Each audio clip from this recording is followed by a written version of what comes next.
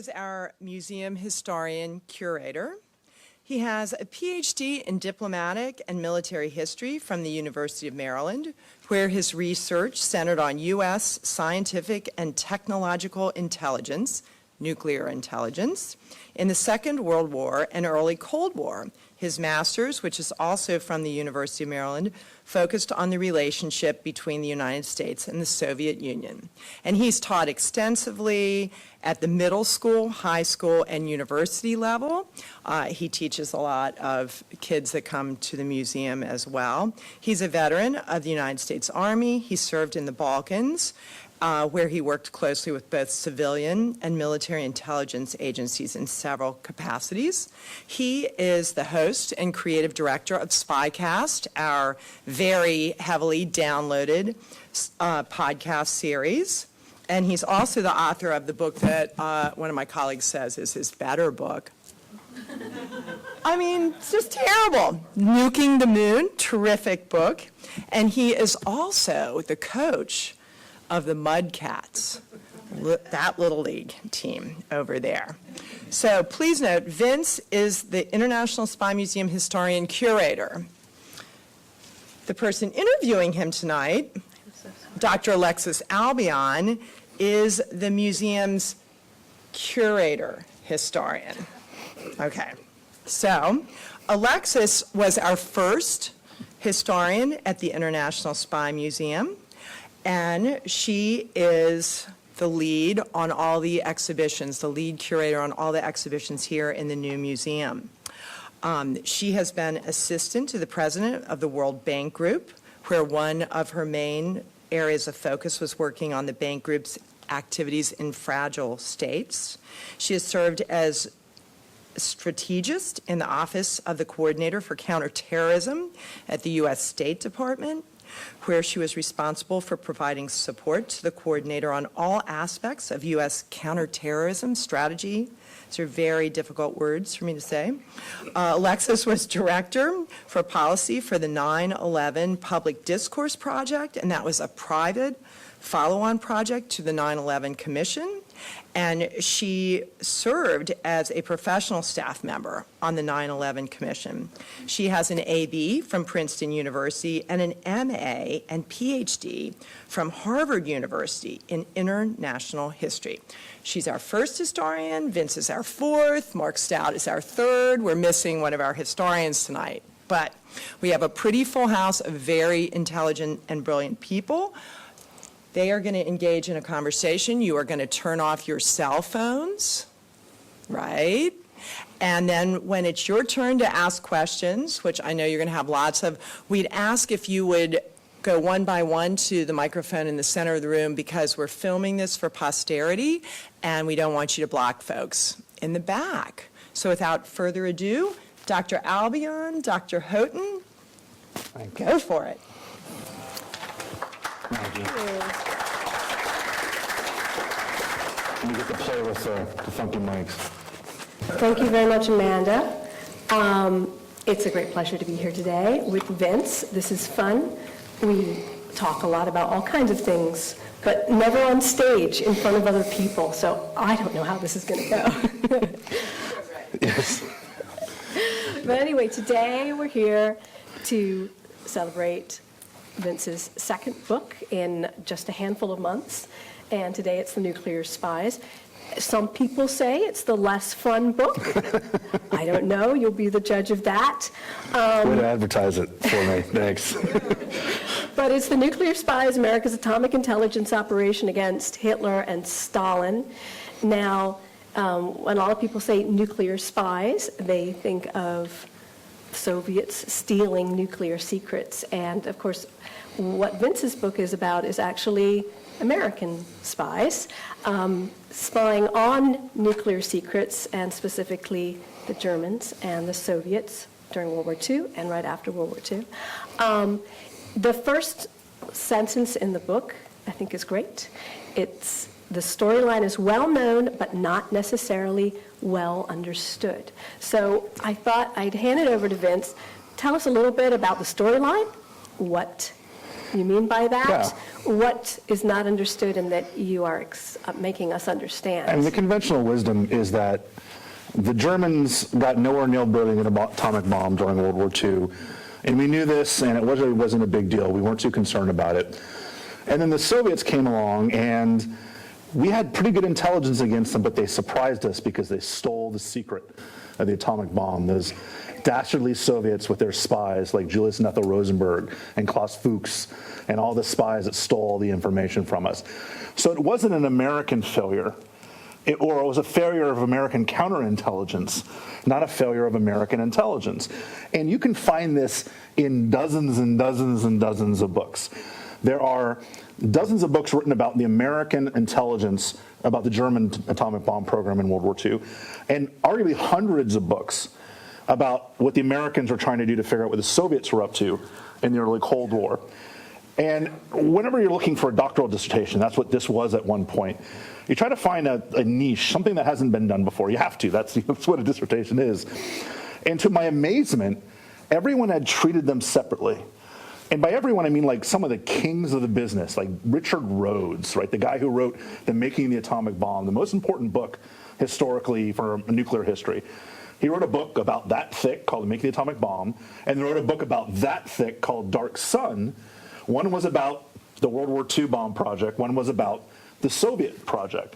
And then Jeffrey Richelson, who recently, until he passed away, worked at the National Security Archive at GW, wrote a book called Spying on the Bomb, which was kind of at that point, where everyone went to look at how Americans figured out what not only the Germans and the Soviets were up to, but India and Pakistan and Israel and everybody else. There's a chapter on the Germans and a chapter on the Soviets. And everyone treated as though the end of World War II was this kind of artificial line of demarcation. Like, all of a sudden the world changed, and sort of did. The war was over. But I found, and the long and the short of it is, I found that for the people that were doing this work, nothing changed. And in fact, it changed long before the end of the war. And a year at least before the end of the war, once they kind of realized the Germans weren't going to get there, they immediately switched over to the Soviets. And so the same people were doing the work. It was one continuous program.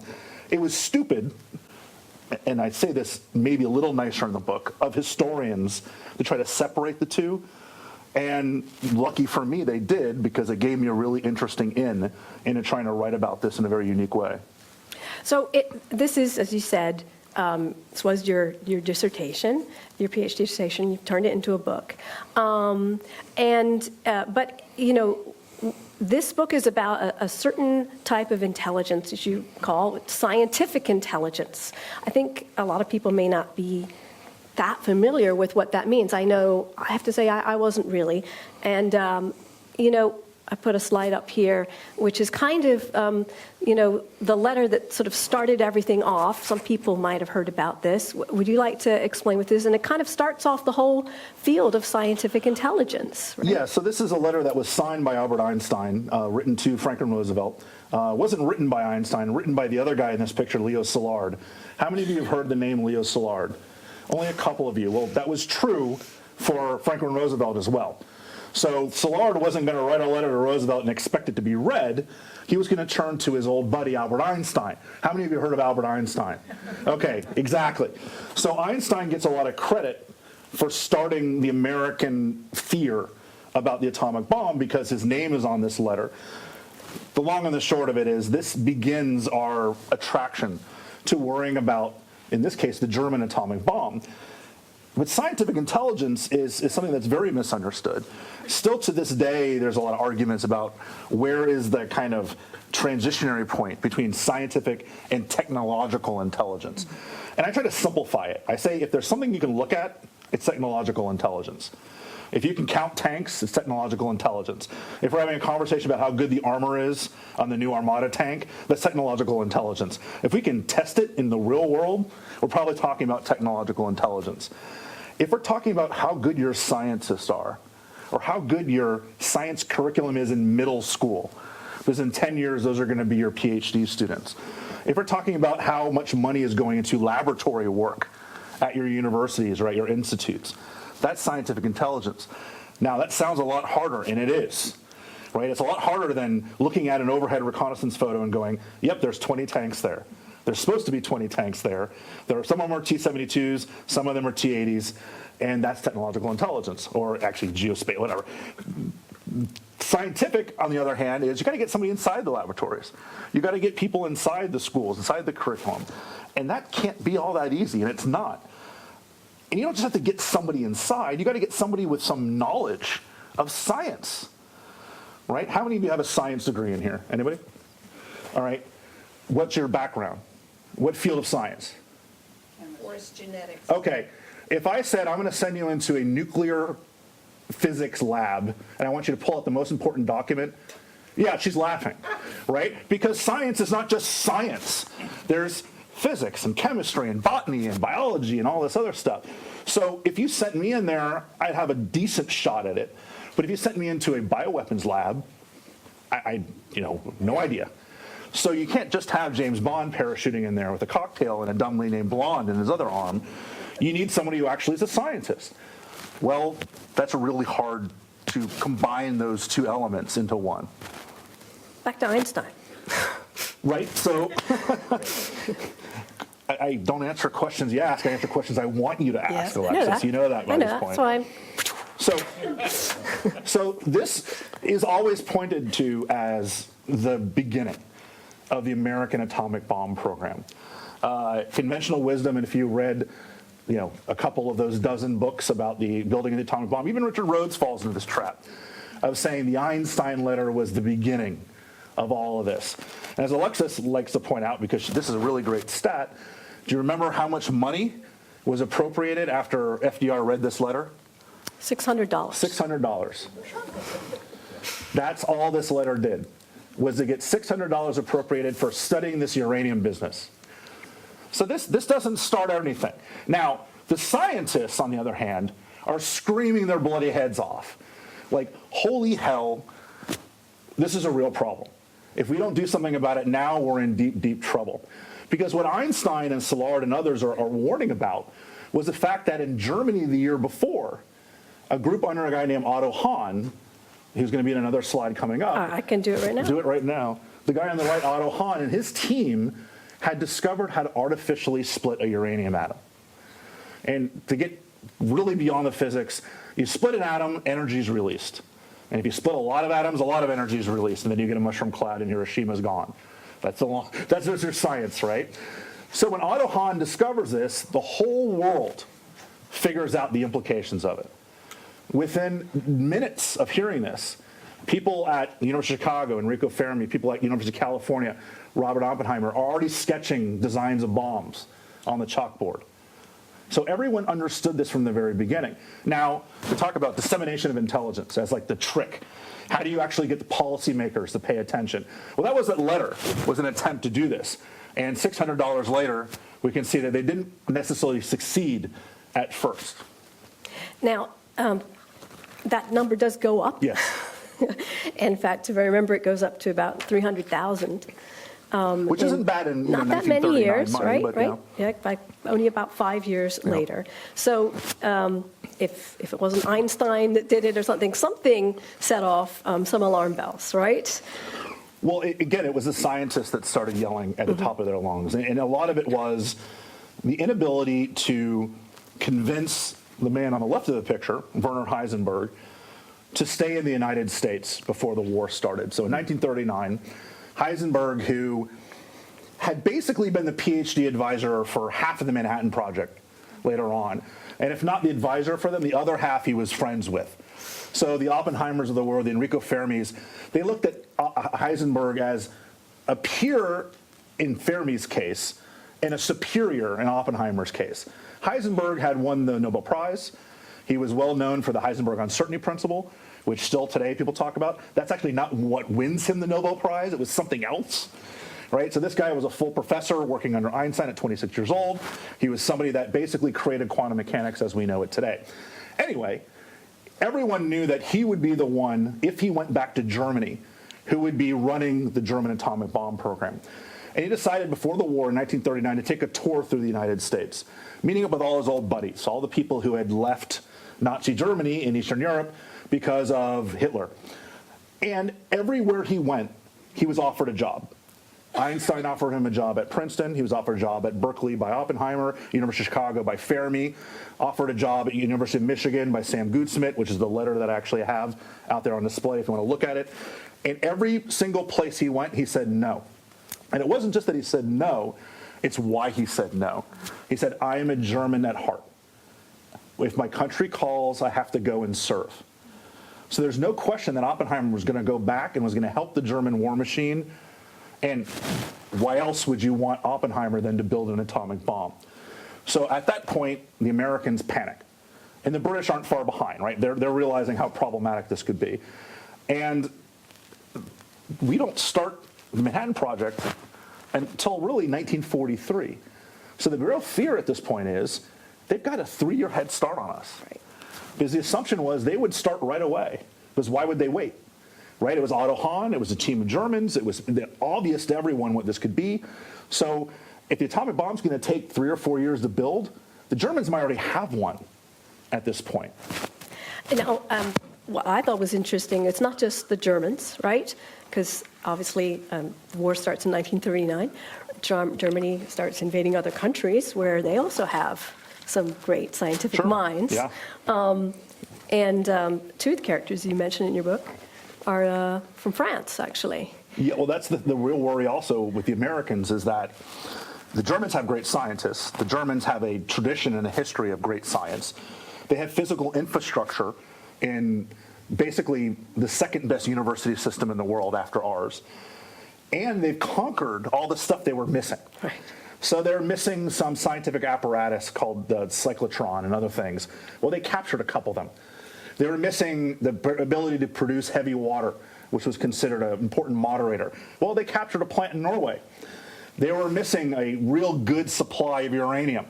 Well, the number one uranium supply in Europe was in Czechoslovakia, which they were able to take over in 1938, 1939. The second best, and arguably better, than the Czechoslovakia one was in the Belgian Congo. Well, they conquer Belgium in 1940. So all of a sudden, the Germans are in a position, and they have all the necessary raw materials. They also are now capturing areas with some of the greatest scientists who ever lived. And two of them are French scientists. One, Irene Curie, is the daughter of Marie Curie. All right, so, and she wins her own Nobel Prize in her own right. And then Frederick Joliot Curie, this is in the 1930s. Let's think about Me Too and women's rights and everything else, where women, rightly so today, are hyphenating last names. He hyphenates his last name, okay? And it's not because he's a super feminist. It's because if you can put the name Curie in your name as a physicist, you're going to put the name Curie in your name as a physicist, right? So that gives you a little bit of an idea about the kind of the level that these guys are. Now, we can talk a little bit later about their politics. Very, very left-wing. But if the Nazis say work for us and do physics for us, you really have one of two choices. You either help out, maybe you slowly help out and try to kind of drag your feet a little bit, or you're shipped off to a concentration camp. And so the Curies very begrudgingly agree to help out the Germans. And so this is the kind of environment that the Americans are looking at, saying, look, I know we're good, but we have every disadvantage compared to the Germans. Right? There's not a single thing that we can do better than they can, and they started years before we did. Yeah. So I think you set up pretty well why there was quite a lot of fear here. I knew that they were worried about the Hitler's bomb, but I think one of the surprising things I found in your book was just how worried they were about it. I pulled out this one quote from Samuel Goldsmith, which I thought was, I know it's from after the war, but it reflects the fear that was going on. I can tell you that there are documents, primary source documents at the time in 1942 that talk about this too. Yeah, and I mean, just I think that kind of vividly, really hits home there, literally hits home. The Germans must know, they're talking about Chicago, Christmas Day, radioactive materials in the city. This is frightening just stuff. In waxing philosophic. James Conant, who was a professor at Harvard University and then had one of the programs, there was what we would call today actionable intelligence. It turned out to be wrong, but at the time it was considered actionable intelligence that there was going to be a radiological attack on Enrico Fermi's lab at the University of Chicago on Christmas Day in 1942. Didn't happen, obviously, but that's the kind of pressure these guys were under. And I think one thing that unites the two books that I've written, that's like the only thing that unites the two books, is that I implore people to forget what they know, to set hindsight on fire. Because it's very easy for us in 2019 to go, we know the Germans didn't get the bomb. Why are they so afraid? Right? We know they never get close. We know Hitler doesn't drop an atomic bomb. Why in the world would we be so afraid? But then what I try to do is put people in the shoes of the guys in 1940, 1941, 1942, and what they didn't know, or what they thought they did know, was absolutely terrifying. And there's no question, I mean, one of the most interesting quotes I found was from Albert Speer. And Albert Speer was Hitler's head of research and development. So the guy Nazi through and through, although he was rehabilitated later on and became a best-selling author in the West. Speer says, without a doubt, and he talked to Hitler on many occasions, without a doubt, if Hitler had developed an atomic bomb, he would have used it immediately. So this is not, waxing hypothetical about the idea of would Hitler think about deterrence doctrine and would he be mad in 1943? No, Hitler's dropping a bomb on London the minute he gets a bomb, and then dropping a bomb on Moscow the minute he gets a bomb. And so the fears, although not realized, were not completely without merit. And again, if you're this person in 1943, there's a reason that you're absolutely terrified. Okay, so we covered some of the bad guys here. Let's move on to the good guys. There's some great characters in your book, and I pulled out a few of them here. So why don't you tell us a little bit about who they were and what they did? So Vannevar Bush is basically the head of all science for the United States during World War II. We don't have a position like this today. And arguably, I think we should. At one point, he was the head of an organization called the NDRC, the National Defense Research Committee, which kind of was this haphazard organization that looked at all the inventions and possible new ideas that people might have around the country for helping the war effort, but never really got beyond that, right? It was just a lot of research. Eventually, they created the OSRD, the Office of Scientific Research and Development. Now, notice that research and development part at the end of it. This took that primary research and turned it into actually war-fighting capability. The atomic bomb, the Manhattan Project, was under the OSRD. So a lot of people say Leslie Groves was the head of the Manhattan Project. Technically, Vannevar Bush was the head of the Manhattan Project. He was the head of all science. He was head of all radar development, head of all jet aircraft development, head of all everything when it came to science and technology in the United States. And he was the one that really, talk about dissemination of intelligence, he was the one that had to be sold. He was the one that had to be convinced because he had the ear of FDR. And if he was convinced that something serious had to be done about the Germans, then the likelihood is he would have made it happen. And that's exactly what happens in the end, is Bush is convinced Bush is not a scientist, he's an engineer. And I have a very good friend who, bristles it's like when we get called international relations specialists or political scientists, we want to murder somebody. When scientists called engineers or engineers are called scientists, they don't like it very much. But he certainly understood the capabilities and the need. And when Bush was finally convinced is when things started really moving forward. You mentioned Leslie Groves. Sure. He's a central character in your story. He runs basically throughout the whole book. Well, yeah, so Leslie Groves is really the hero of most of the book. He gets a lot of grief. We actually passed something Leslie Groves built probably every day on the way into work. How many of you drive by the Pentagon from work? Leslie Groves built the Pentagon. He was a colonel at the time in the Army Corps of Engineers. They said, all right, well, you just built the world's largest office building.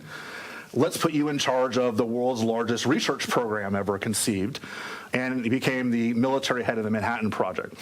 He is someone who gets a lot of grief, depending on if you are an anti-nuke person, or a lot of praise, depending on if if you like the advent of nuclear weapons. But what he doesn't get recognized for is being an intelligence officer. Not only an intelligence officer, an intelligence chief, on top of all his other responsibilities, which means figuring out this theoretical idea of an atomic bomb and then building a bomb within a couple years to end a war.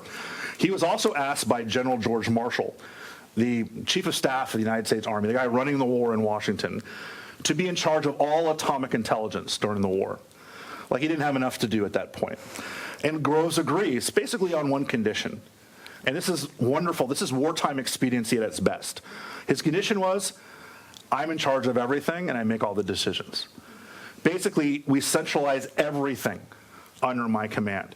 And by everything, I mean the head of the Office of Naval Intelligence, the Army G2, the head of Army Intelligence, outranked Groves. Groves is a one-star general, a brand new one-star general. The admiral in charge of O&I was a two-star. The G2, the Army Intelligence chief, was a two-star. And the OSS chief was William Donovan, who was the nation's most recognized and celebrated soldier, was also a two-star general. Groves had power over all of them because General Marshall made phone calls and said, I'm about to send you this general you've never heard of. You do exactly what he says. That's power. Later on, when Dwight Eisenhower, a five-star general, was running the war in Europe, a phone call from General Marshall saying, Groves has a mission for you, do it. That's power. And that's what he required, and that's what he got. And I argue a lot in this book, and actually 2 chapters really out of 6, so 1/3 of the book, really focus on the idea of the centralization of power under one individual was a key component to being as successful as we were against the Germans. Because the buck stopped there. Well, tell us a little bit about personality of somebody with that much power. Well, he really embraced the hell out of it, right? I mean, this is somebody... That's one nice way of putting it, because I've heard a few other things. Right, well, I mean, you could call him a micromanager, and absolutely that was true. The guy who ran the eventual secret mission to hunt down Heisenberg and others, named Boris Pash, in his biography, said that he and Groves came to a meeting of the minds, and there was no question about what mind we all met at. He did not delegate. He was somebody who took control of everything. He basically had 2 people he trusted. One guy he trusted to run things in his stead with the Manhattan Project, the building of the bomb, a colonel, while he was working on the intel side. And then while he was working on the bomb side, he had a guy working, a colonel, doing the intel side. That's it. Everything else was 100% he was in charge. And what's really interesting about, we talk about sources when we write dissertations and stuff like that, is one of the coolest sources I found for this was one that no one had ever seen before. Groves in the 1960s wrote a chapter for a MBA, a business school management book that they made like 10 copies of and never sold. And in it basically is an entire chapter, and the title of the chapter is like, My Management Style. And I was just like, oh yeah, here we go. And it was all like, I don't care what anyone says, I'm going to do things how I feel, I don't really listen to anyone else. And that really is exemplified in this, where if you don't agree with them, then go somewhere else.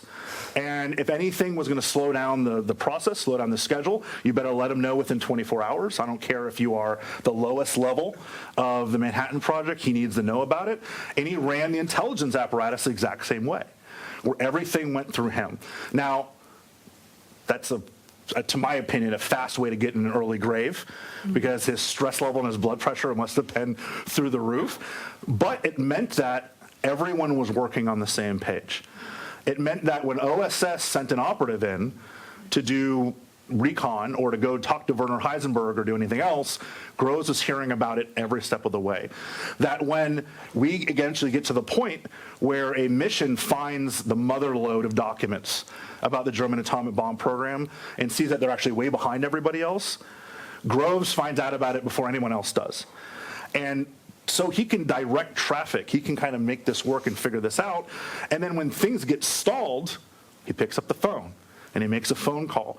And all of a sudden, when we have Operation Gunnerside is one of the wonderful case studies we have in our covert action. And we talk about the Norwegian commandos that ski in the museum. In the museum, right? Is that what I say?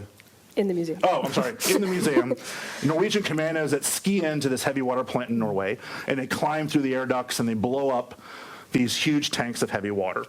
Well, that stops the actual factory from producing heavy water for about 3 months until they rebuild it. So it's a wonderfully heroic story, but it doesn't stop them from doing it. What stops them from doing it is Leslie Groves picks up the phone and gets the 8th Air Force to send 1,100 bombers to flatten Norway.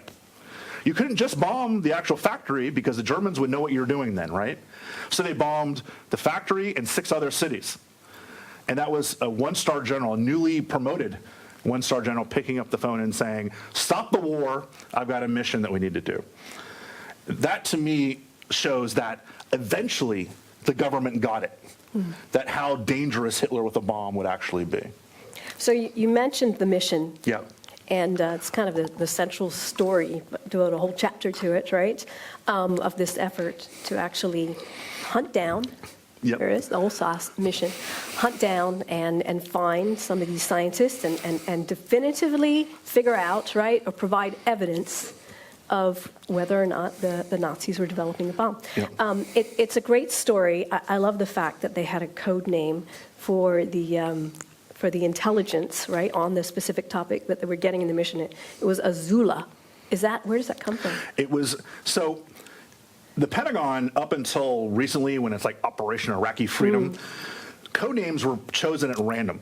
They were essentially, at one point, a computer, but even before that, there were just sheets of code names. So this one was just chosen at random. ALSOS, on the other hand, it's not an acronym. Someone at the Pentagon decided to get cute. And ALSOS, anyone speak Greek in here? Probably not. ALSOS is the word for grove in Greek. Like a grove of trees, right?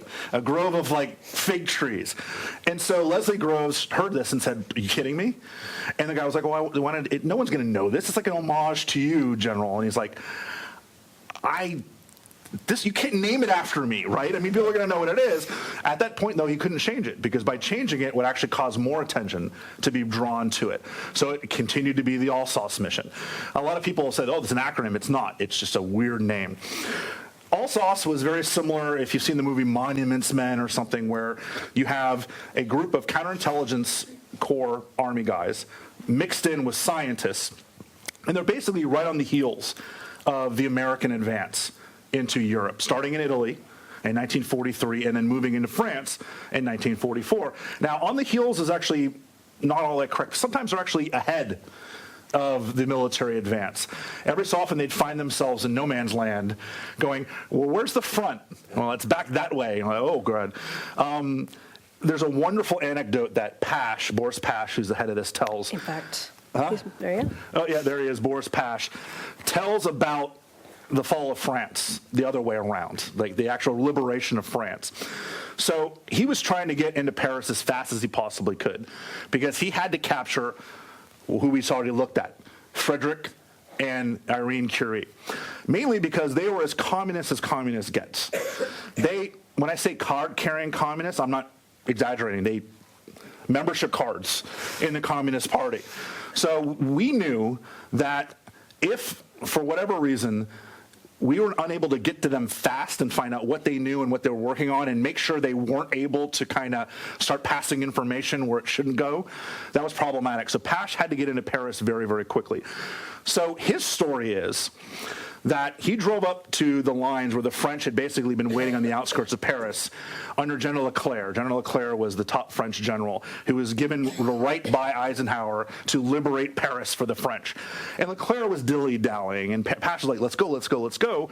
And so on the spot, he thought of an idea. Now, these are pickets saying you cannot go forward. You know, the Americans can't go forward, the French have to go in. And Pash on the spot says, well, look, I need to chase down 3 American tanks that went through the line.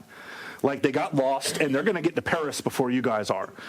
And so the French picket was like, oh, my God, go, go, go, stop them so we can be the first in. Pash tears off ahead. The French major runs back to the phone, calls Leclerc's headquarters. The Americans have double-crossed us. They're moving into Paris. And Leclerc goes, attack! And everyone goes to Paris. I don't believe that for a second.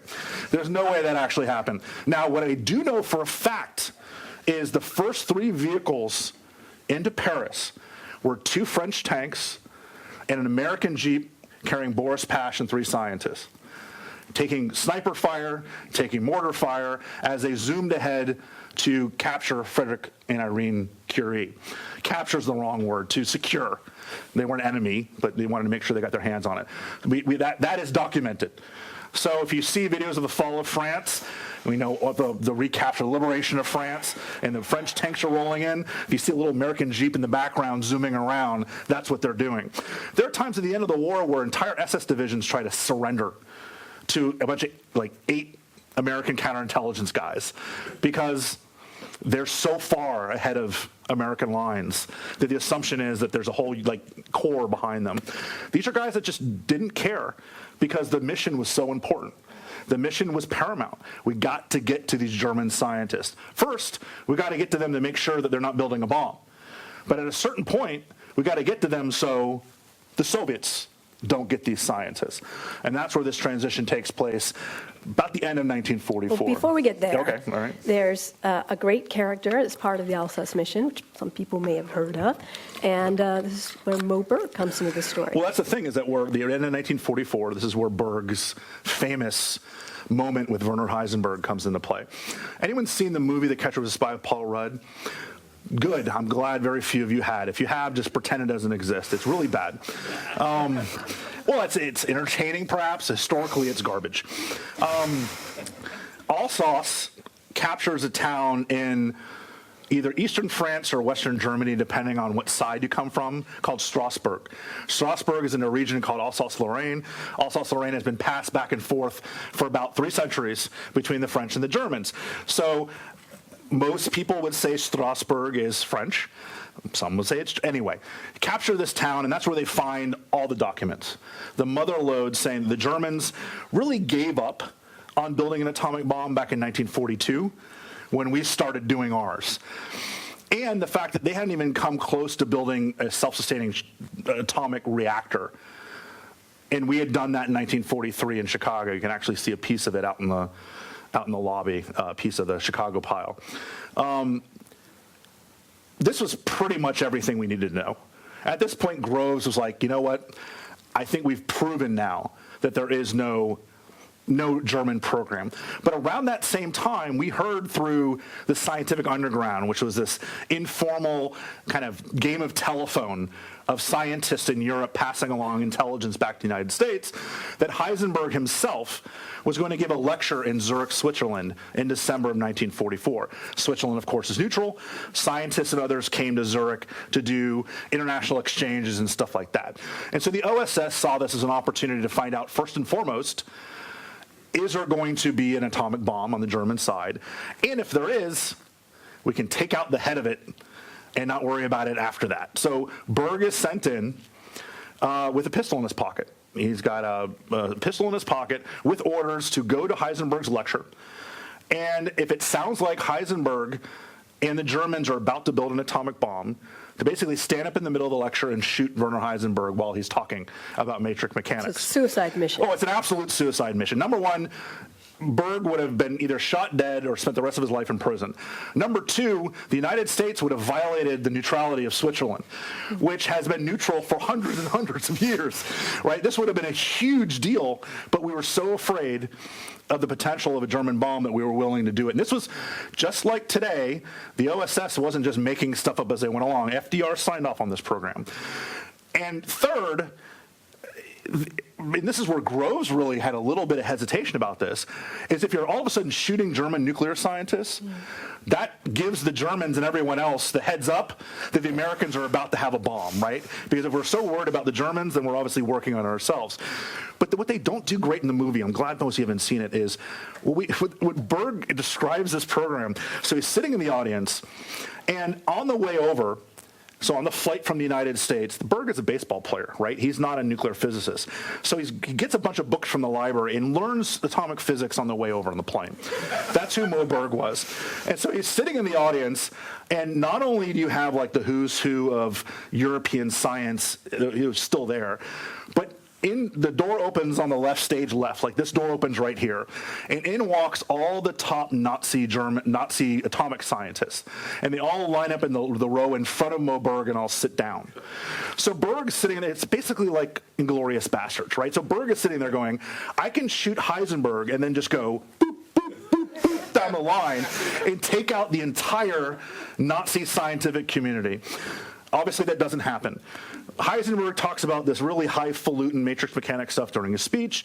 Berg gets himself invited to the after party because scientists want to wine and cheese their after party, even in the middle of World War II. And at the time, he's listening to Heisenberg talking about not winning the war, but talking about hoping that he can help rebuild German science after Germany loses the war. Essentially saying, I hope the Allies let me rebuild German science.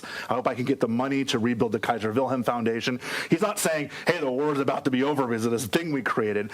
He's basically saying, we're done. And I hope that the post-war world will allow me to be part of the rebuilding process. Berg wasn't 100% sure. He's like 99.9% sure at that point. So when Heisenberg was getting ready to leave, he kind of said, oh, it's time for me to go too. And the two of them walked through the streets of Zurich, chatting. Now, Berg's cover was as basically a grad student in physics from Switzerland. So he's speaking German to Heisenberg about physics. Heisenberg the whole time has no idea he's speaking to a Brooklyn Jew who's working for the OSS and is there to assassinate him. So at the end of the conversation, Berg is absolutely convinced there's no bomb. Heisenberg, again, to Berg during this conversation, is just like, I really hope the Americans are nice to me. And I hope that I can actually go to the Americans, not the Soviets after the war, all this stuff. And so Berg keeps the pistol in his pocket. And that's the story. And so Berg goes right back, sends a telegram off actually through Bern, where the head of the Bern station is a guy you may have heard of named Alan Dulles, CIA director later in the 50s. Dulles sends an immediate telegram back to Bill Donovan, and in Donovan's office at the time is Groves waiting for this news. And at that point, there's no German bomb. Big success. Yes. End of story. We're done. Right. Alsace goes home. Everyone gets released. The war is over for the scientific intelligence. There's no reason whatsoever to keep worrying about this. Except that's not at all what happens. Right? Alsace continues. Scientific intelligence is ramped up.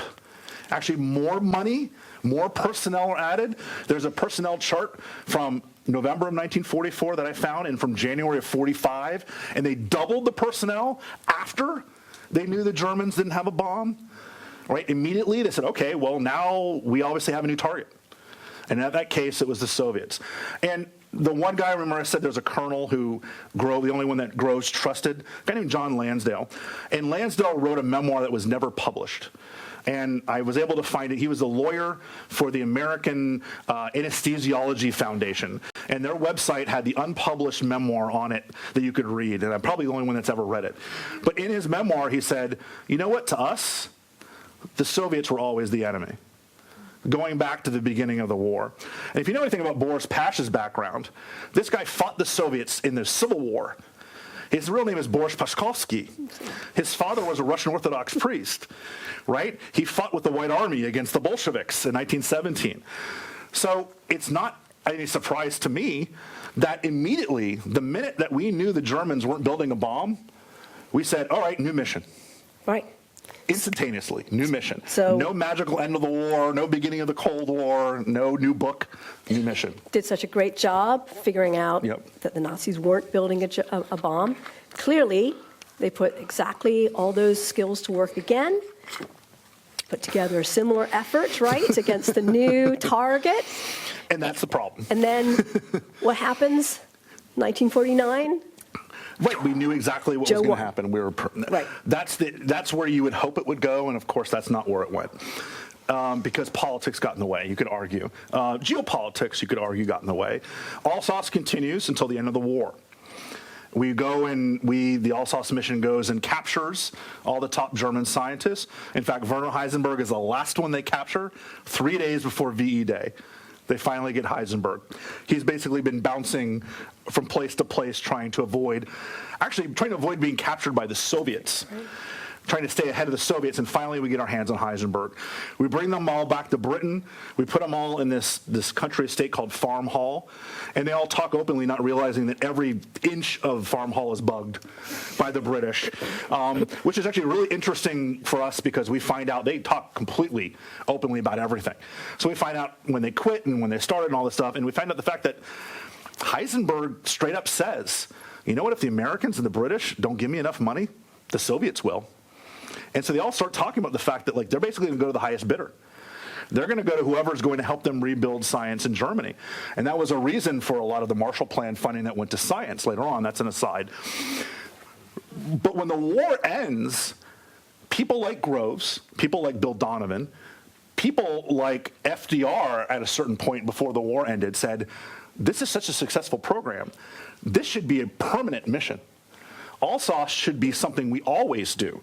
Not necessarily going behind enemy lines, but we should always have a dedicated unit whose job it is to figure out what everybody's doing when it comes to atomic weapons.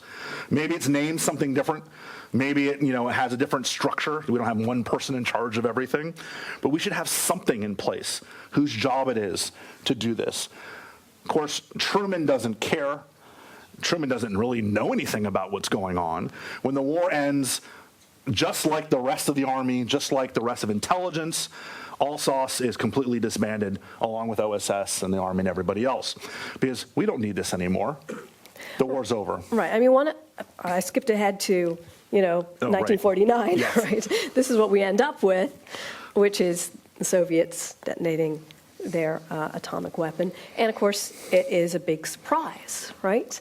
This is the second part of your book. And this is your question, if we got it so right with the Germans, in other words, we were able to put this effort together, we were able to send out this mission, we were able to collect the right intelligence, right, and come to the right conclusion that the Nazis weren't building a bomb.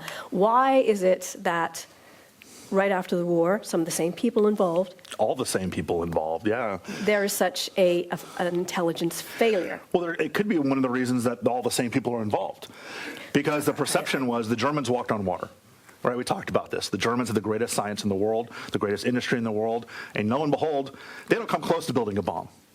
So if the Germans can't do it, there's no way in the world the Soviets are going to be able to pull this off. The Germans are the country of Einstein, the country of Heisenberg. The Russians are the country of the two-seated farm tractor. The Russians are the country of, basically babushkas. The Russians are backwards by decades compared to the rest of the world.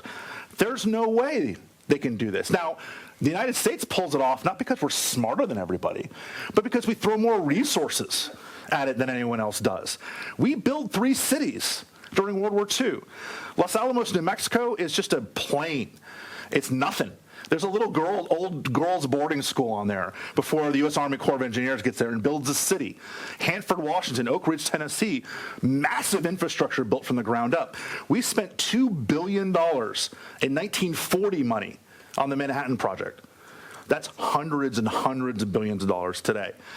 We did what we did best. We threw money at the problem, and we solved it. The Germans couldn't do that. That's why they don't build a bomb, right? The Germans had to make a decision. Do we try to build an atomic bomb that we don't know will work, or do we build tanks and fighters and bombers and submarines?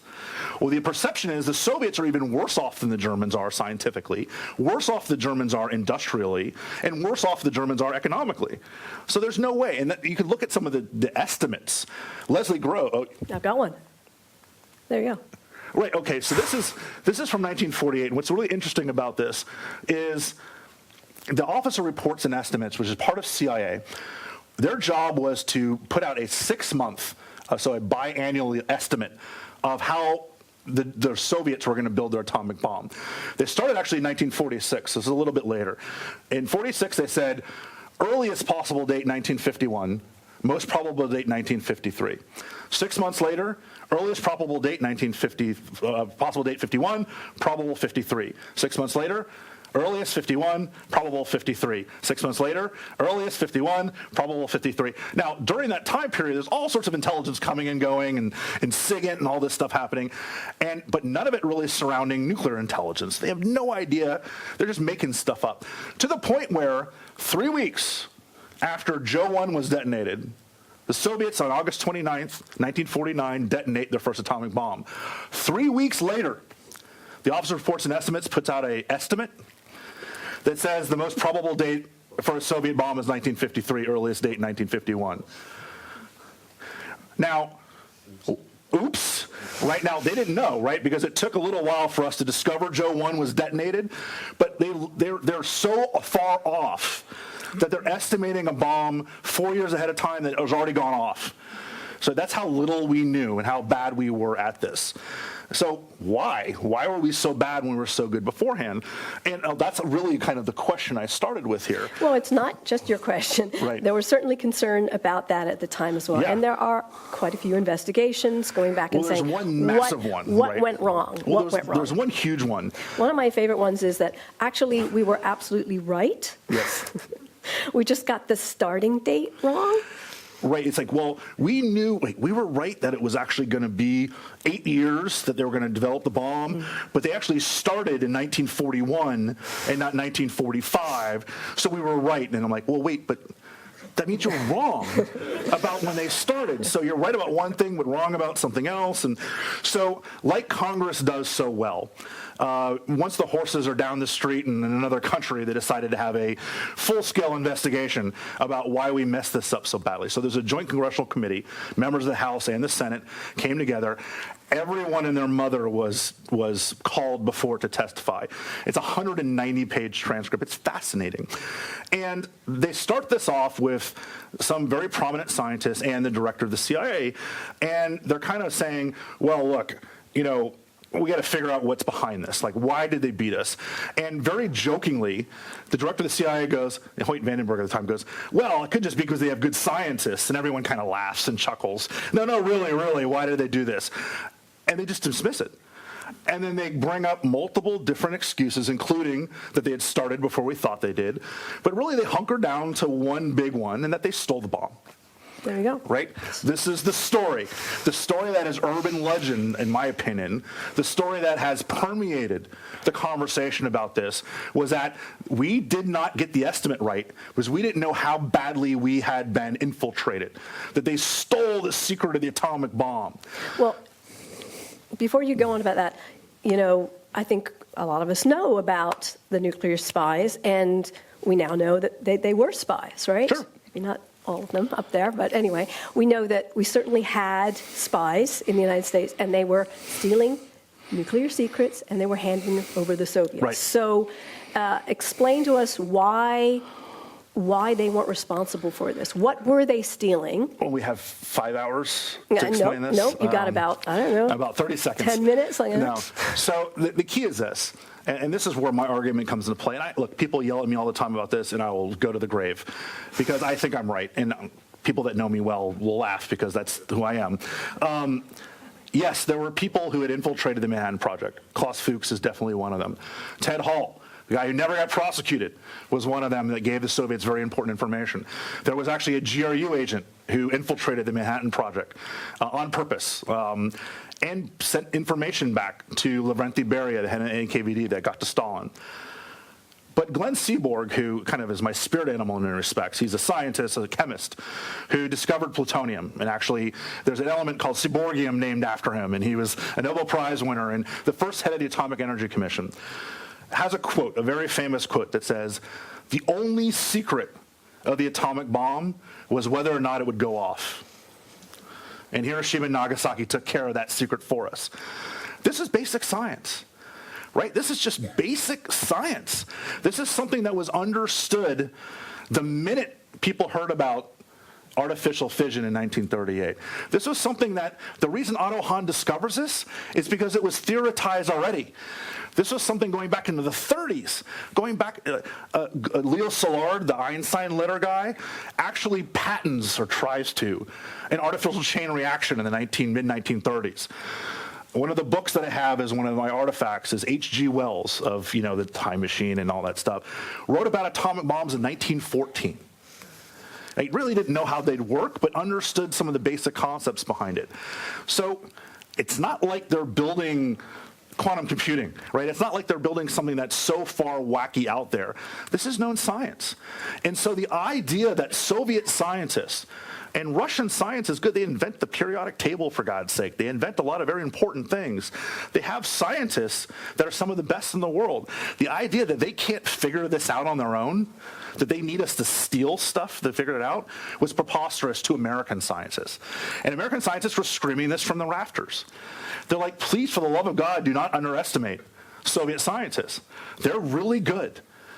But Truman, of course, when he found out the Soviets had actually detonated an atomic bomb, very famously said, "I thought those Asiatics would never be able to develop a bomb." Right? Asiatics. Might as well, I mean, this is the time. This is 1949, right? This is when we're still calling them Japs and having, really, really racist stuff. But that's the mentality we had of the Soviets.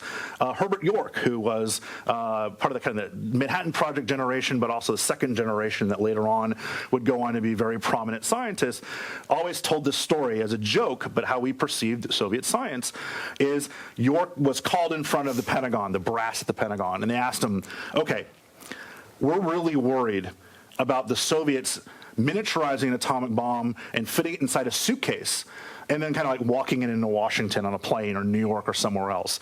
Like rocket stuff, they don't need to develop rockets. What if they just walk it in a suitcase? And York kind of chuckles and said, it'll never happen. And the generals all kind of look at each other and said, how can you be so sure? And York goes, the Soviets still haven't specified and perfected the art of the suitcase yet. We're not worried about anything else at that point. So it was just kind of this disparagement towards Soviet technology and Soviet science. And I mentioned this, I'm going to only use this word because it was used as a quote, is one of the top generals of the time later on looked back and said, when it was asked, like, how were you so surprised? He said, we thought they were retarded. They just were just so backwards that they were never going to be able to build a bomb. And that's the mentality everybody had, except for some kicking and screaming scientists that just weren't listened to. So there's another argument here, which is sort of related, but it's about the fact that the Soviet system, their political system, right, just wasn't compatible with the free flow of thoughts, basically wasn't compatible with science, with scientific advancement, right? Right, well, absolutely. I mean, if you think about science, you have to be able to make mistakes. Right? I mean, or even in development, engineering side too. I mean, Thomas Edison very famously, like, I failed 999 times for every one success that I had. In science, failure is actually how you move forward. And if you think about totalitarian systems where failure might get you put up against a wall or failure might get you demoted, I mean, the Nazis weren't, you usually don't hear this phrase, the Nazis weren't that bad when it came to punishing people for failure. But the Soviets certainly were well known for that. You can imagine how difficult it could be to do high-level science and things where you're taking a chance on something, right? You're thinking about something that's just theoretical. You're trying to get all this resources. You're trying to say divert everything from building tanks and planes and ships and everything we know works to take a chance on something else. The argument from our perspective was that there's nobody on that side that's willing to do that. So in a totalitarian system, you just don't have the people that can be creative enough to do really cutting-edge science and cutting-edge development. And the guy we looked at the very beginning, Vannevar Busch, actually writes a very famous book in 1949. There you go. Right, Modern Arms and Free Men. So this is kind of the Bible of, well, he thinks, the Bible of how the Cold War is going to go. Right? We're going to win. We've already won the Cold War, basically, because we are a free society. We're going to do everything better than they are because we're free. Because we can mess up, we can make mistakes, we can do things without worrying about, again, being deported to the gulags. And the Soviets just, well, he doesn't even really mention the Soviets all that much. There's a wink, wink, nudge, nudge in here saying, we win World War II because the Nazis are totalitarian, and they can't think outside the box, and they're so rigid. And look at these guys over here that are basically doing the exact same thing. This published weeks before Joe 1 is detonated. Oops. But this is the mentality at the time. The mentality at the time wasn't just their scientists are stupid, but their system was problematic. I think you got the Lysenko one. Did you keep that in here? Yep. All right. Right. Trofim Lysenko is a great example of this. Lysenkoism was this biological science that actually swept through the Soviet Union. Lysenko basically said the science we all know today of inheritance, of inheriting genes from our ancestors, and genes are the actual reason that we are how we are, like our earlobes, our eye color, and everything else. All that's nonsense. Lysenko said, instead, biology can be considered kind of a communist way. You talk about dialectical materialism, where if we try hard enough and work hard enough, we can actually alter our genetic makeup to be better. And of course, the Soviets loved this idea, right? This is exactly what communism's saying, right? If you kind of buck things up and work really hard, you can go from being a peasant to being a great member of society. Well, he's arguing essentially that you can change your entire genetic makeup in order to be a better person.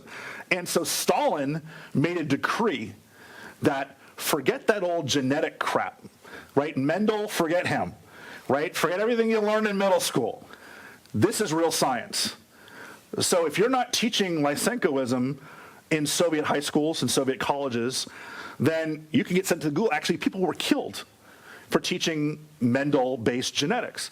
Now, we heard about this, and we said, man, if they're literally politicizing science, I mean, who would ever politicize science? I mean, but if they're literally politicizing science at this level, then there's no way that they're going to be able to do anything cutting edge. And actually, the Bulletin of the Atomic Scientists, so this is the magazine of record for American physicists, dedicated an entire issue in 1948 to Lysenkoism, basically saying, if this is how they teach biology, imagine physics, right? Physics is more cutting edge than biology, right? Quantum mechanics is about chance, right? It's about probability, right? That's the opposite of Soviet dialectical materialism. So how can it be? There's no way they're consistent with the way the Soviet Union runs things. And actually, Stalin at one point was ready to ban quantum mechanics. If only he had, right? Then we really would have been in a different world today. But he decides not to at the last minute when basically said, you're not going to build a bomb unless you really embrace this science. You don't have to understand it, but you have to embrace it. But we had a very low opinion across the board of these guys. It's a great way Yep. to end it. We got to the end of my slides. We got to the end of your book. I wanted to leave some time for questions and answers, but just before that, I just wanted to bring it back to you. Now, we've got Nuking the Moon, Nuclear Spies. I pigeonholed myself. You are obsessed with this stuff. I pigeonholed myself. And I happen to know that's from a very young age. And I wondered if you might just tell us a little bit about what it is that got you interested in this. So I can keep telling this story. Since my parents have passed away, I no longer have to cringe when my mom gives me dirty looks for telling this story. My parents made a very questionable parenting decision when I was 7 years old. In 1983, most of you are too young to remember that day. 1983, there was a TV movie, still the most watched TV movie of all time, called The Day After. And this is a TV movie that really freaked everybody out. It was about a full-fledged nuclear exchange with the Soviets, but all we saw was life in Manhattan, Kansas, in the middle of the heartland. And I was 7 years old, and I got to stay up late to watch The Day After. And boy, am I screwed up because of it. And that's basically... that's the path of my life. At that point, I knew I wanted to do something with nuclear weapons. This was a time in which I probably was the only 10-year-old paying rapt attention to the Reykjavik summit in 1986 to see what was actually going to happen, paying attention to the SDI debates, not really knowing what was going on. But we talked about the Richard Rhodes book. If anyone hasn't read it, The Making of the Atomic Bomb is the Bible when it comes to this type of history. I read it for the first time when I was 10 years old, so that's the year it came out. I understood 1/10 of it. But it spurred it on to make me read it again when I was 12. I understood about a quarter of it. And then read it again in high school, and that's when I kind of understood the whole thing. But it's from 1986, so now it's 33 years old, and no one's come close to writing anything better than it. So if you're going to read one book after you've read these, Dick Rhodes' book is really the one that, because he wrote it when he did, and because he did the research in the late 70s and the early 80s, all these guys were still alive. So he interviewed all the Manhattan Project scientists, not Oppenheimer, but everybody else, and got like some of these amazing, wonderful interviews with these guys. And that combined with The Day After were the things that really made me who I am today.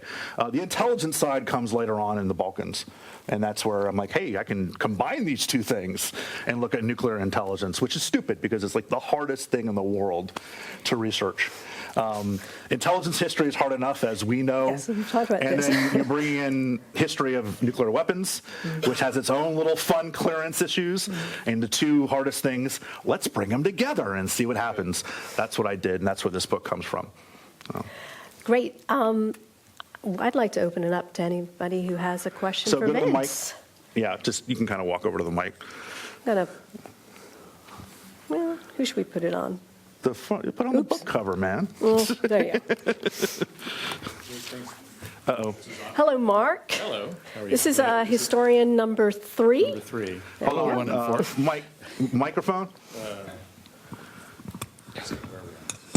It sounds like it's on now. It's a very I think it exclusive is on. I club. think it's Now just it's not on. turned. Spy Museum historians. All right. Well, I really enjoyed this. I look forward to reading it. I look forward to having it signed. I'm just curious, during the war, how much did Groves's intel shop actually know before Alsace and before the Berg mission, actually know about the German program, and by what means of collection? Like, how are they collecting on this? So you used a word that we don't like to use in the intelligence business, and that's the word know. What did they know? Well, they had no idea what they knew. They knew a lot about what they thought they might know. They pulled stuff in from the scientific underground, which was third, fourth, fifth, sixth-hand information coming in. We had some very well-placed human intelligence assets throughout Europe. Paul Rothschild, known as the Griffin. There's a book called The Griffin that's actually about, he was a scientist that pretended he was a Nazi, so he kind of could stick around and then pass information back. The problem you run into with that human intelligence source is like it's like a game of telephone.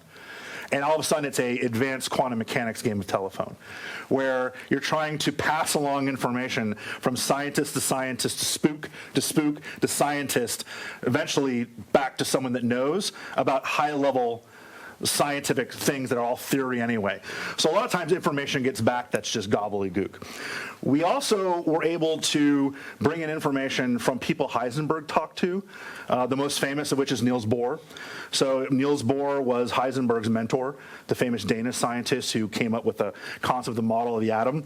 And Bohr was like the one person Heisenberg really looked up to. And so Heisenberg tried to convince Bohr to come work for him to build the German atomic bomb, and met with him at Copenhagen, where Bohr's laboratory was, right before Bohr went to Britain and the United States. And what's interesting about this is there's actually a play called Copenhagen about this meeting. And there's a lot of people, Heisenberg's version of this meeting is that he went to Bohr and said, I'm doing everything I can to prevent Hitler from getting a bomb. I'm slow playing things. I'm purposely moving us in the wrong direction. I'm sabotaging our research. And that's what Heisenberg claims after the war he talked to Bohr about. In fact, this shows up in David Irwin's Brighter Than a Thousand Suns. If you know anything about Irwin, he's a Holocaust denier, British historian. We all laugh at him because he's a loser. But he got Heisenberg to kind of do the big interview after the war. So that's his version. Bohr, on the other hand, is like, no. That's not what Heisenberg said. Bohr came straight to Britain after this and said, we got a real problem. Heisenberg's hell-bent on building this thing. He tried to recruit me for his program. He says they're almost there. He says that they are very close, and that if I want to be on the winning side, to join him. Now, who do we believe? Do we believe Heisenberg 20 years after the war when he's trying to rehabilitate his image? Or do we believe Bohr literally 2 days later when he goes to the British and says, oh my God, oh my God, oh my God. So we hear that's how we're picking up information here and there. Part of it was accidental also. You're doing overhead reconnaissance of certain areas, and all of a sudden you're seeing factories and other things that are popping up where a lot of things are going in but nothing's coming out. If a lot of raw materials are going into a factory and no tanks are rolling out other things, then you start scratching your head going, what is going on inside there? One of my favorite, this is after Alsace went in, my favorite story from the ridiculousness of this was during Operation Market Garden, which is the famous operation into Holland, where it's the bridge too far operation, where 3 airborne units drop in on 3 bridges with the idea of securing the path into Germany through Holland. And Alsace went in too. And Alsace was there to take readings from the rivers. Trying to pick up, can we pick up fission byproducts? Can we pick up radioactivity from the rivers? And so they took samples from all these different rivers throughout Holland, bottled them up, put them in a case, and sent them back to London to get essentially, spectrometer research and all that stuff. They also sent a case of champagne that they had liberated from Champagne, France. And a couple days later, they get a message saying, the water's fine. But you got to go immediately to where that champagne was, because that champagne is glowing in the dark. It's completely radioactive. Now, it's not because they mixed this stuff up. It's because naturally, the dirt and soil in Champagne, France, right, not sparkling wine France, in Champagne proper France, it's actually pretty radioactive. And so when they tested it, I guess the guys who are testing it didn't know this. And so they freaked out and they were ready to send this whole mission down to the Champagne region, because that's where they thought the German atomic bomb program was.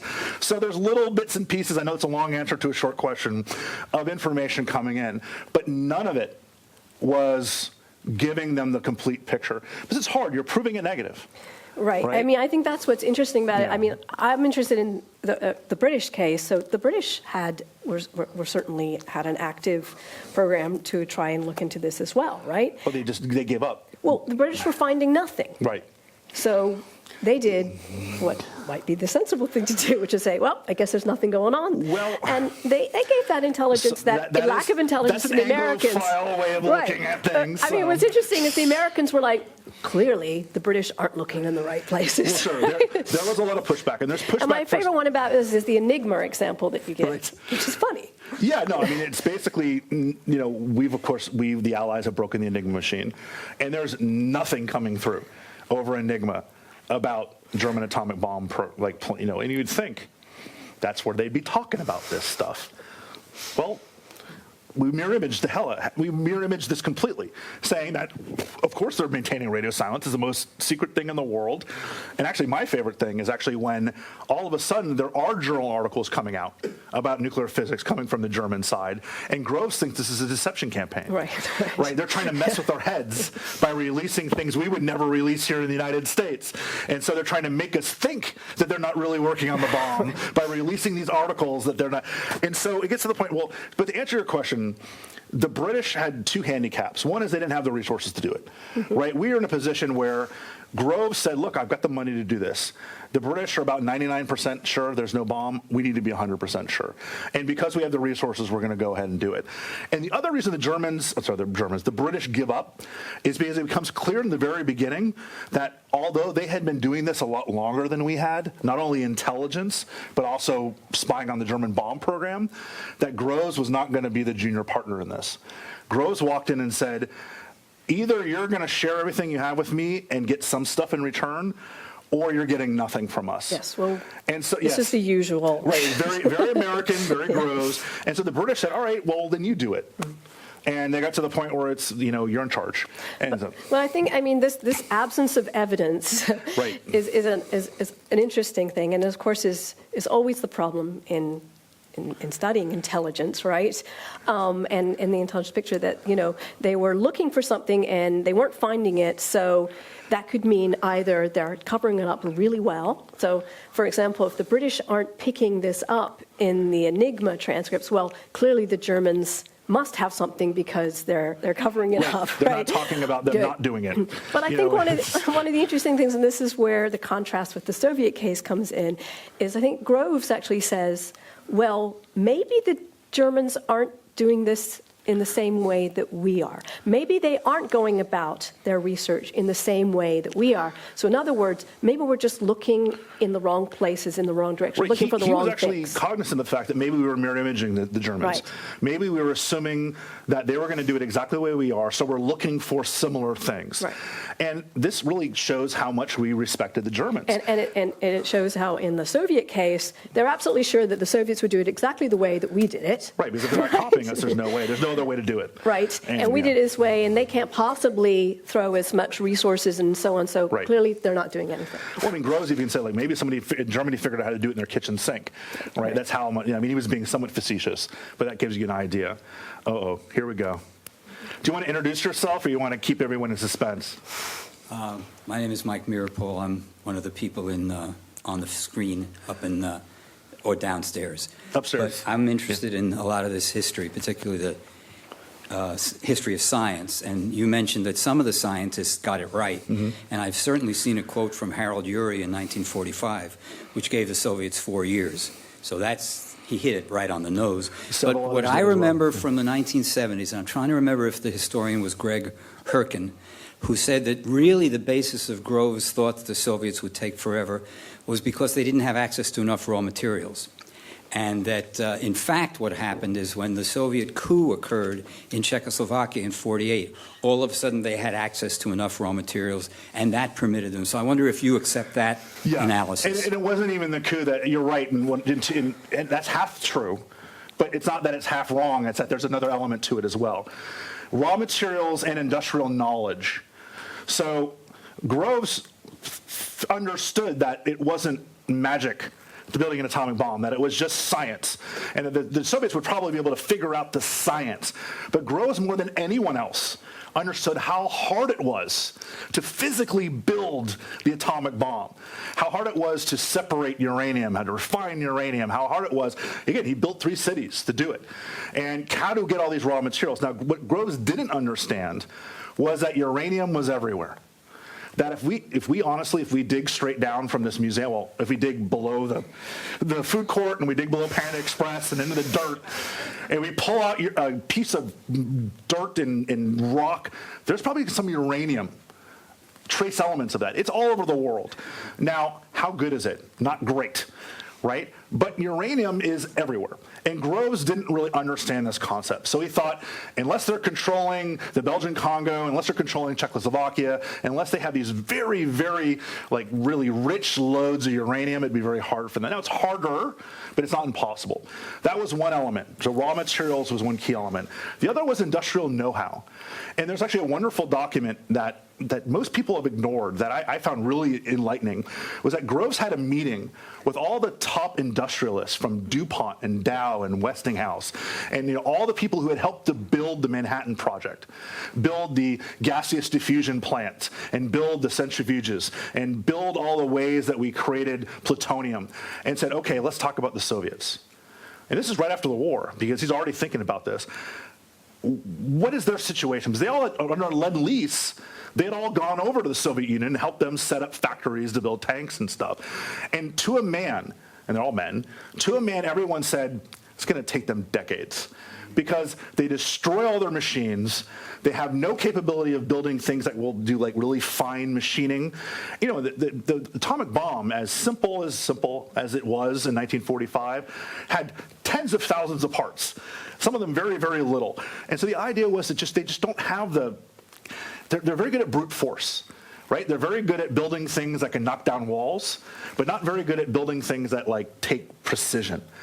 And so Groves wasn't somebody who had this Asiatics idea.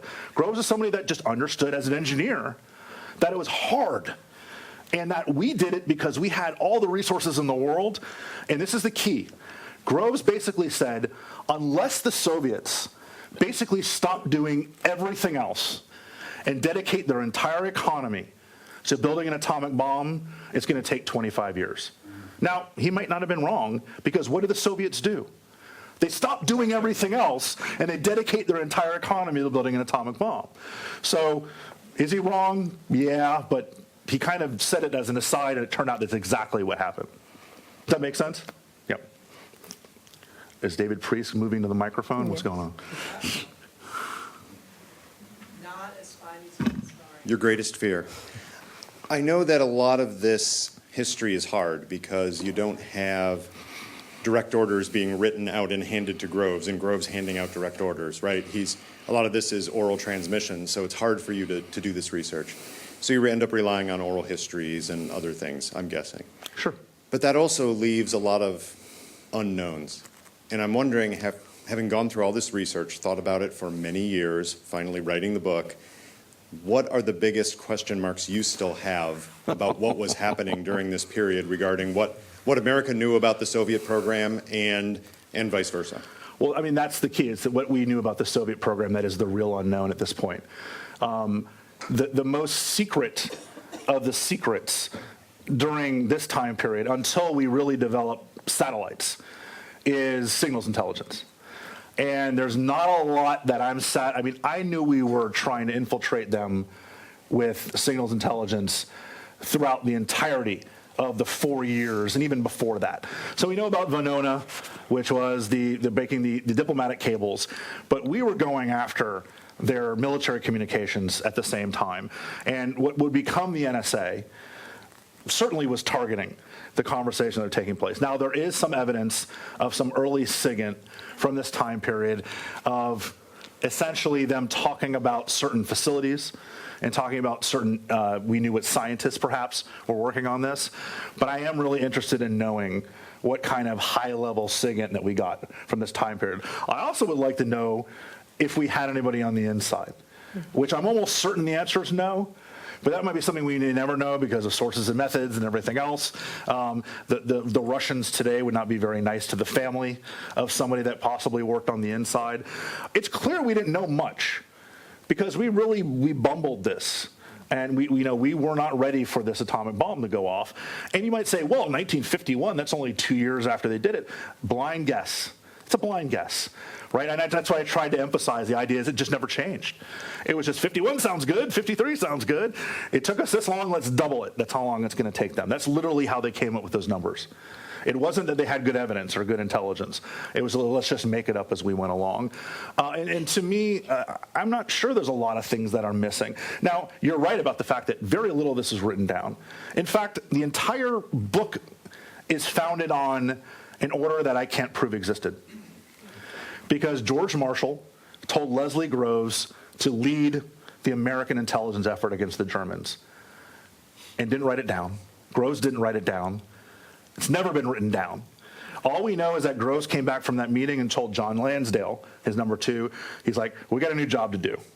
And here's what Marshall told me. And of course, we know that Marshall throughout the war gives him everything that he wants and circumstantial evidence, but literally the order to run the war is not written down. And that's the trouble you run into. And one of the bigger issues also is that we run into problems where memoirs and oral histories contradict, even when the same person, because they remembered it a little bit different down the road than it was beforehand.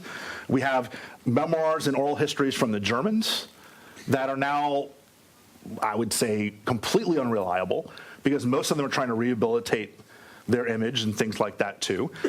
We have memoirs and stuff from the Soviet side, from people like Beria, but Beria comes a little bit later when he's about to get killed himself, right? Because, Beria is one of the most horrible human beings who ever lived. So poetically, he basically ran the purges for Stalin and the terror. Poetically, he is the last person put to death under that system, which is wonderful. Anyway, we know a little bit about what he did to try to infiltrate the Manhattan Project, but it's just the problem you run into is we may know, look, with all due respect to Mike Meerpool, there's a lot of reasons that I think we shouldn't have executed Julius Rosenberg. The biggest thing is eventually maybe he could have talked a little bit about what he had done, right? That's why you don't execute spies, right? Because you actually want to know who his contacts were. Like he said, I've never spy. Well, maybe you put Venona in front of him and say, look, we know you are. We know you're a spook. Why don't we talk about who you've been meeting with, who you've been talking to, what information you've been passing back, doing all that stuff. We don't do that. We don't do any of that. And so the biggest missing thing for me is maybe we did. I hope we're not that stupid that we didn't do anything. We just don't know about it. Maybe we are that dumb. I don't know. I wanted to wrap this Yep. up, and I want to ask one last question. It's 2019. We're still trying to figure out what's going on in a couple of countries, North Right. Korea, Iran, with their nuclear programs. Should President Trump, read your book? Well, there's no pictures in it. And what lessons would you like him or anybody else in the administration today to learn from your book? Well, you didn't read for Nuking the today? Moon because that tells people not to nuke hurricanes. Yes. So the important thing, to give you a longer answer, it won't be super long to that short question, is I started out thinking that the Soviet case was the anomaly, that we were pretty good at doing intelligence and good at doing scientific intelligence. We just kind of screwed the pooch against the Soviets. And it turns out scientific intelligence is ridiculously difficult to do. And in the end, I realized the German case was the anomaly, that getting it right was actually rare, that getting it done the way we did it successfully was something that almost never happens. And we see that every day, right? There are people who argue about the current capabilities of the Iranian nuclear weapons program. And they're not arguing because of politics. Now, there's some of that too. But there are people within the intelligence community who are very smart arguing about how close the Iranians are to building an atomic bomb. There are people arguing about how close North Korea is to being able to deliver their atomic weapons. Again, this is not a political argument between Trump and Schumer. This is an argument between the NRO and the DIA. These are people who are not looking at politics. These are smart people who just don't have enough information to make, a perfect assessment. Well, that shows how hard this is. And even with modern 2019 capabilities, with satellites that don't just take pictures, they do thermal imaging and everything else, with people on the inside, particularly in the case of Iran, with Stuxnet and computer viruses and hacking and Israelis and everything else, we still can't get it right. So a lot of that, to me, gave me a lot of sympathy for those poor bastards in 1948 and 1949, trying to figure out what the Soviet Union, the most closed society in history, what they were trying to do in building an atomic bomb. And that makes me just very vicious when it comes to people like, God, we were idiots in the beginning. Yeah, we did the best we could with a ridiculously difficult situation. And so are people today, right? It's scientific intelligence. You're literally making decisions on future capabilities about people in elementary school. How much money are they putting to science curriculum? That's a hard task. It's not counting tanks, right? It's trying to figure out what's going on inside a laboratory. And my lesson is that the fact that you had barely heard of this, and most people had also, means that we're not putting enough effort into it. We're not putting enough money into it. We don't have someone like Vannevar Bush today to kind of help push this along. We're having arguments about politics and science. It certainly shouldn't be happening in the intelligence community, and it is. And this is something that's going to come back to bite us in the end, because so much of the threats of the future are science-based. Probably everyone is science-based. We talk about biological weapons, you're talking about cyber, you're talking about artificial intelligence, you're talking about climate change. All the things that we cannot be arguing over are science-based. And so that, to me, again, if Trump's going to read this, great. I'll talk to his new national security advisor instead, O'Brien, and be like, hey, look, let's put money into this. Let's actually put some effort into doing scientific intelligence. And it's better than it was, but it's still not where it needs to be. A happy thought. Yes. Thank you. Thank you very much, Vince.